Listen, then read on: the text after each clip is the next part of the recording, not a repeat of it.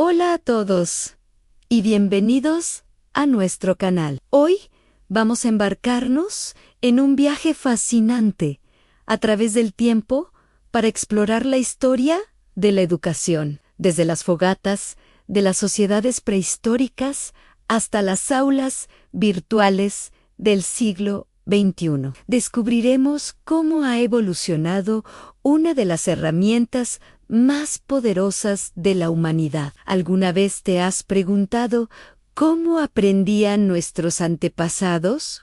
¿O cuándo surgieron las primeras escuelas? Pues quédate con nosotros, porque estamos a punto de resolver todas esas dudas. Comencemos en los albores de la humanidad, en las sociedades prehistóricas. En aquel entonces, no existían edificios escolares ni maestros con títulos. La educación era una cuestión de supervivencia. Se transmitía de forma totalmente informal, de generación en generación. Los niños aprendían observando e imitando a sus mayores. Imaginen a un padre enseñando a su hijo a tallar una punta de lanza, o a una madre mostrando a su hija qué plantas eran comestibles y cuáles venenosas. Las habilidades para la caza, la recolección y la fabricación de herramientas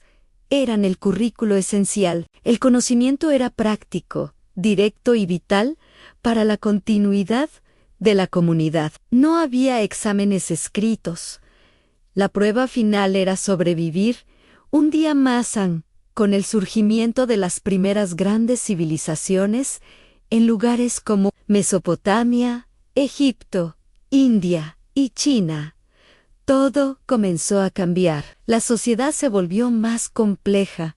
Surgieron las ciudades, los gobiernos y la escritura, y con ello, la necesidad de una educación más formal. Fue en este periodo cuando nacieron las primeras escuelas, pero no eran para todos. Su principal objetivo era formar a una élite en escribas, sacerdotes y funcionarios del gobierno. El plan de estudios se centraba en habilidades muy específicas como la lectura, la escritura cuneiforme o los jeroglíficos, las matemáticas básicas para la contabilidad y, por supuesto, un profundo conocimiento religioso para mantener el orden social y divino. La educación se convirtió en un símbolo de estatus y poder, una herramienta para administrar imperios. Ahora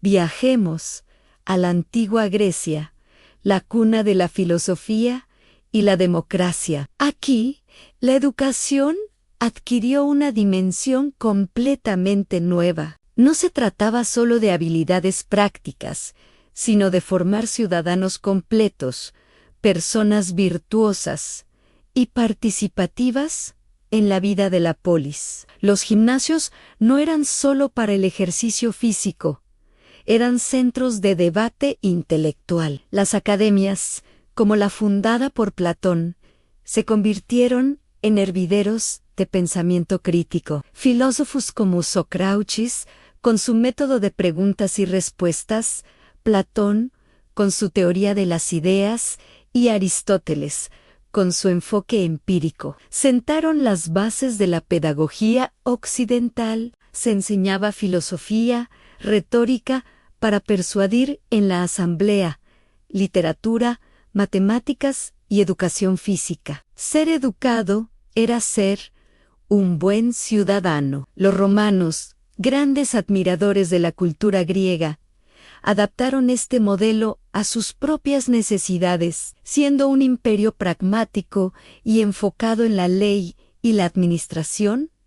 Su educación se centró principalmente en la retórica y el derecho. El objetivo era formar oradores elocuentes y abogados capaces de defender casos en el foro y políticos hábiles para gobernar un vasto territorio. La educación podía ser impartida por tutores privados para las familias adineradas, o en escuelas dirigidas por maestros contratados por el Estado. Aunque heredaron mucho de Grecia, el enfoque romano fue siempre más práctico, orientado a la vida pública y al servicio del imperio. Con la caída del Imperio Romano, Europa entró en la Edad Media, un período en el que la Iglesia Católica se convirtió en la principal guardiana del conocimiento. La educación quedó casi exclusivamente en manos de la institución religiosa. Las escuelas monásticas y catedralicias fueron los faros del saber, en una época de gran inestabilidad. Allí, los monjes copiaban manuscritos antiguos, preservando el conocimiento clásico que de otro modo se habría perdido. El plan de estudio se centraba en la teología, la filosofía escolástica y las 7 artes liberales: gramática, retórica, lógica, aritmética, geometría, música y astronomía. Pero el gran hito educativo de esta era fue el nacimiento de las universidades en el siglo XII, como las de Bolonia, París y Oxford, que se convirtieron en centros de aprendizaje avanzado e investigación, atrayendo a estudiantes y eruditos de toda Europa. Llegamos al Renacimiento, una explosión de creatividad y un renacer del interés por la cultura clásica de Grecia y Roma. Los humanistas, como Erasmo y Jottetown, pusieron al ser humano en el centro del universo y defendieron una educación que fuera más allá de la teología. Se enfatizó la importancia de la literatura, la historia, el arte y la filosofía. La educación debía formar individuos completos y cultos. Este movimiento cultural recibió un impulso gigantesco gracias a un invento revolucionario, la imprenta de Gutenberg. De repente, los libros se volvieron más accesibles y baratos, permitiendo que el conocimiento se difundiera a una velocidad nunca antes vista y saliera del control exclusivo de la Iglesia. Poco después, en el siglo XVI, la Reforma Protestante sacudió los cimientos religiosos y educativos de Europa. Figuras como Martín Lutero defendieron una idea radical para la época: que todos los cristianos debían ser capaces de leer la Biblia por sí mismos, sin necesidad de intermediarios. Esta creencia tuvo una consecuencia educativa monumental. Para que la gente pudiera leer las Escrituras, primero tenía que aprender a leer. Esto llevó a la creación de las primeras escuelas populares, a menudo financiadas por el Estado o las comunidades locales, con el objetivo de ofrecer una educación básica a todos los niños, no solo a la élite. La alfabetización masiva comenzó a ser una meta real, avanzando hacia la Edad Moderna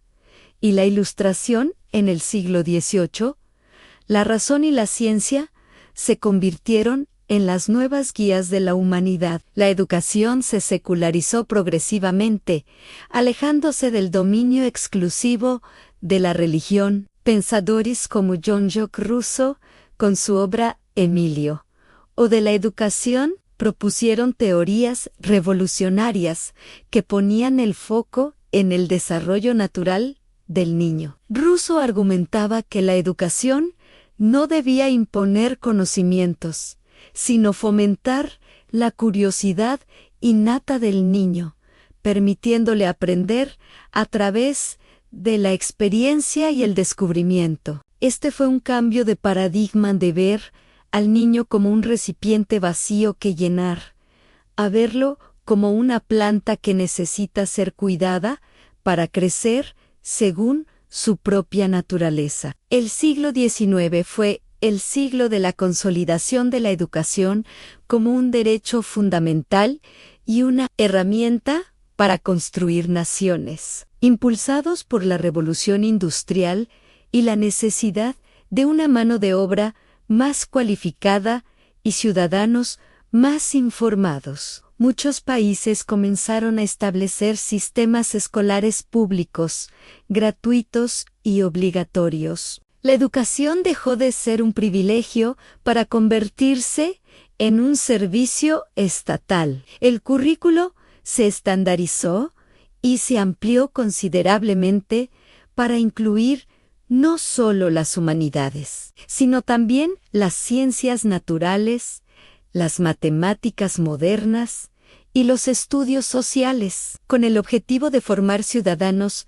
leales y productivos para el nuevo Estado-nación. El siglo XX fue testigo de una expansión y diversificación sin precedentes. La educación superior, antes reservada para una pequeña élite masculina, se abrió gradualmente a las mujeres y a las minorías. El número de universidades y estudiantes se disparó. Además, la tecnología comenzó a entrar en el aula. Primero fue la radio, luego la televisión educativa y finalmente la computadora. Estas nuevas herramientas prometían revolucionar la enseñanza y el aprendizaje, ofreciendo nuevas formas de presentar la información y de interactuar con ella. Movimientos pedagógicos como el de John Dewey, que abogaba por el aprender haciendo, o el de María Montessori,